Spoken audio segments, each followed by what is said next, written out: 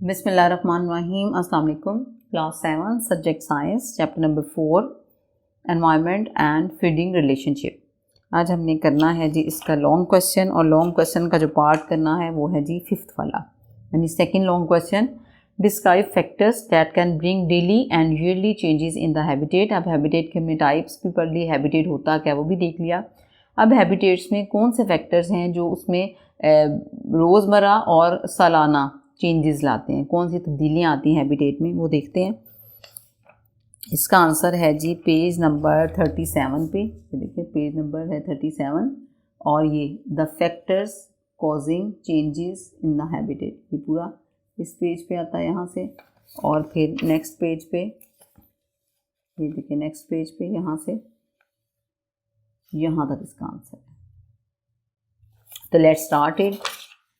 First है जी factors causing changes in the habitat, यानी वो अवामिल जिससे हैबिटेट में मस्कन में तब्दीलियाँ आती हैं।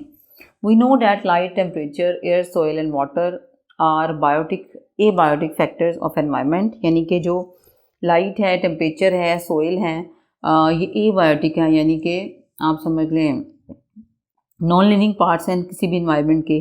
Changes in these factors bring changes in the population of a habitat. अब ये जो नॉन लिविंग है इनमें चेंजेस आती हैं, तो ये हैबिटेट में चेंज लाते हैं।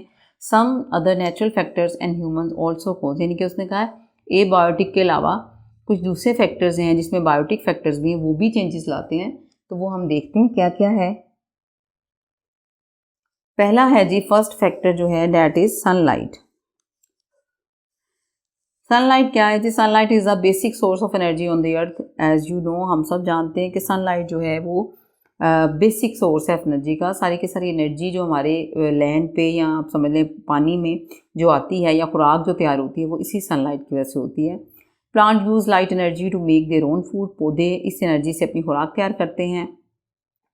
All forms of life on earth depend directly और इनडायरेक्टली ऑन ग्रीन प्लांट्स। तो तमाम जो जानदार हैं या आप समझ लें ज़िंदगी की जितनी भी शक्ल है वो पौधों पे डायरेक्टली भी मुनहसर है और इनडायरेक्टली भी। यानी कि अगर कंज्यूमर की बात की जाए तो वो direct primary consumer direct plants को ईट करते हैं, और सेकेंडरी कंज्यूमर की बात की जाए तो वो प्राइमरी कंज्यूमर को ईट करते हैं। अब वो इनडायरेक्टली प्लांट्स को ही ईट कर रहे थे, तो उन्होंने वो हर्बीवोर्स होते हैं, यानी प्राइमरी कंज्यूमर्स ने प्लांट्स डायरेक्ट खाते हैं और सेकेंडरी कंज्यूमर जो होते हैं प्राइमरी कंज्यूमर्स को खाते हैं। तो इस तरह इनडायरेक्टली और डायरेक्टली प्लांट्स को ईट करते हैं, या तमाम जानदार जो हैं प्लांट्स के मोहताज होते हैं। They also need light for their survival. अब जो लाइट है वो सर्वाइवल के भी ज़रूरी है। Light intensity effects the number of plants in a habitat. अब जो पौधे हैं उनको ज़िंदा रहने के लिए अपने लिए भी और दूसरों के लिए भी खुराक की ज़रूरत है, वो सनलाइट से बनाते हैं। और जो लाइट की इंटेंसिटी है, जो शिद्दत है, वो अफेक्ट करती है किसी भी जगह पे रहने वाले पौधों की तादाद को। अब लाइट इंटेंसिटी से क्या मुराद है? Decrease in number of plants may result in decrease of animals number in the habitat. Light intensity से मुराद है कि किसी जगह पे सूरज की रोशनी कितनी पड़ती है, किस शिद्दत से पड़ती है। जिस तरह एक चमकती धूप, आप जो धूप निकली होती है उस दिन को देखें, और एक ऐसा दिन जिस दिन बादल निकले होते हैं, तो फिर जो लाइट इंटेंसिटी है उस दिन ज़्यादा है जिस दिन धूप निकली हुई है, और जिस दिन बादल होते हैं उस दिन कम होती है। तो लाइट इंटेंसिटी अगर परमानेंटली किसी जगह पे कम हो तो फिर क्या होता है, वहाँ पे प्लांट डिस्टर्ब होंगे। जब प्लांट डिस्टर्ब होंगे तो फिर इनडायरेक्टली एनिमल्स भी डिस्टर्ब होंगे। तो फिर सनलाइट जो है वो अफेक्ट करता है किसको? हैबिटेट को, यानी फिर वो जो वहाँ पे रहने वाली पॉपुलेशन है वो डिस्टर्ब हो जाती है। सेकंड जी हमारे पास फैक्टर है वो है जी टेम्परेचर। टेम्परेचर देखते हैं, टेम्परेचर कैसे इफेक्ट करता है। Temperature can also bring change in the population of a habitat. अब टेम्परेचर जो है, यानी अब ये जो जिस तरह सर्दियों में टेम्परेचर जो है वो कम होता है, गर्मियों में ज़्यादा होता है, तो टेम्परेचर जो है वो भी चेंजेस लाता है किसी भी हैबिटेट की रहने वाली पॉपुलेशन में। एनी एक्स्ट्राऑर्डिनरी राइज और फॉल इन टेम्परेचर में डिस्टर्ब द हैबिटेट। अब आप देखें बहुत ज़्यादा सर्दी हो जाए या बहुत ज़्यादा गर्मी हो जाए तो फिर भी मस्कन ख़राब हो जाता है। मस्कन जब हैबिटेट जब ख़राब होगा तो वहाँ पे रहने वाली पॉपुलेशन भी डिस्टर्ब होगी। एक्स्ट्राऑर्डिनरी मीन का मतलब है, यानी एक तो हमें पता है कि जनवरी फरवरी में सर्दी आनी है या जून जुलाई में गर्मी पड़नी है, लेकिन एक होता है हद से ज़्यादा टेम्परेचर राइज़ हो जाए जो कभी पहले ना हो, तो एकदम जो इस तरह की चेंज आती है ना, वो भी डिस्टर्बेंस का बायस बनती है हैबिटेट में, और हैबिटेट में करेगी तो फिर फाइनली वहाँ पे रहने वाले जो पॉपुलेशन है वो भी डिस्टर्ब होंगी। जैसा कि उसने कहा warm water contain less oxygen. अच्छा जी, ये हम काट देते हैं आगे वाली लाइन। ये अब उसने कहा है कि किस तरह डिस्टर्ब करता है कि जब टेम्परेचर बहुत ज़्यादा हो गया किसी जगह पे, तो जो गर्म पानी होता है उसमें ऑक्सीजन की कमी हो जाती है। जब ऑक्सीजन की कमी होगी तो फाइनली प्लांट्स, जाहिर है प्लांट्स ऑक्सीजन जो है वो कैसे सर्वाइव करेंगे, प्लांट्स नहीं सर्वाइव करेंगे तो एनिमल्स कैसे सर्वाइव करेंगे, या एनिमल्स वहाँ पे रहने वाले उनको भी ऑक्सीजन की ज़रूरत है, तो वहाँ पे इस तरह मुतासिर होगा टेम्परेचर। थर्ड है जी वाटर। वाटर क्या करता है जी, water is essential for life. ये हम सब जानते हैं, पानी बहुत ज़रूरी है। Where there is more water more organisms are found. जहाँ पानी बहुत ज़्यादा है बहुत ज़्यादा जानवर होते हैं। Availability of water in a habitat can greatly influence इस ऑर्गेनिज्म। यानी पानी की मौजूदगी किसी भी जगह पे, किसी भी हैबिटेट में, किसी भी जगह पे, वहाँ पे जो जानदार हैं उनकी तादाद को मुतासिर करती है। अगर पानी ज़्यादा है, पानी का मिलना आसान है और अवेलेबल है हर जानदार तक, तो फिर वहाँ पे ऑर्गेनिज्म की तादाद ज़्यादा होगी। लेकिन इसके बरक्स पानी नहीं अवेलेबल, बारिशें नहीं हो रही, डेजर्ट जैसे हैं, सहराई इलाके हैं, तो वहाँ पे जो जिसे कहते हैं पॉपुलेशन, वो भी इफ़ेक्ट होती है, और प्लांट्स की भी और एनिमल्स की भी। फोर्थ है जी फैक्टर माइग्रेशन। माइग्रेशन कहते हैं उर्दू में हिजरत को। Migration is another factor that changes the size of population of a habitat. अब माइग्रेशन या हिजरत जो है ये भी एक फैक्टर है जो हैबिटेट की जो आबादी है, वहाँ पे पॉपुलेशन है, उनको डिस्टर्ब करता है। When a few individuals come to an area it increases the size of population. तो हमें पता है जब किसी जगह पे कोई इंडिविजुअल्स या कोई पॉपुलेशन आएगी, तब कोई जानदार ज़्यादा होंगे, तो वहाँ की पॉपुलेशन क्या करेगी, इंक्रीज़ कर जाएगी।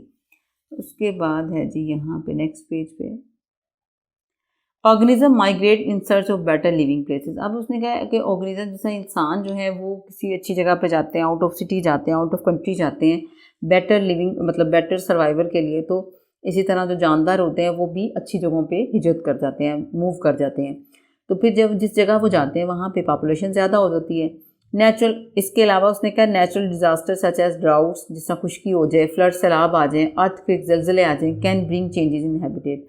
तो इस तरह भी हैबिटेट मुतासिर होती है। एक तो है कि एनिमल सर्वाइवल के लिए जा रहे हैं, अब सर्वाइवल के लिए क्या है, खुराक की कमी होगी, एनिमल दूसरे इलाकों की तरफ जाना शुरू कर देते हैं।